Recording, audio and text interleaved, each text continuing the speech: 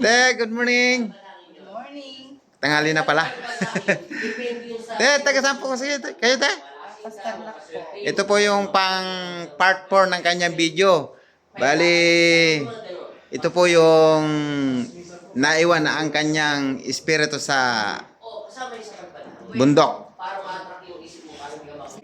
Siya po yung lumilipad sa ere. Te, salamat po at gumaling ka na. Bali, isang session lang naman po siya at nakalas na po yung masamang espiritu sa kanya. Sa kanyang physical na katawan. Wala po talaga siyang alam nang pumunta dito. Nagtaka na lang siya.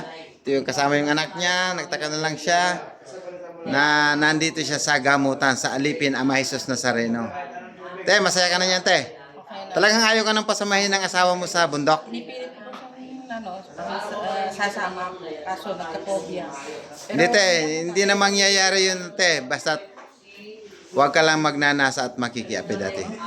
Kasi yun ang labanan, yun ang ipanlalaban sa'yo ng demonyo, ate. Malayo po yun. Malayo mangyari. Opo. Pagpatuloy lang, ate, ha? Salamat po. Magaling ka na talaga, te. Yan. Dagdagan pa. Puntahan mo sa tahanan si Papa Jesus, te, ha?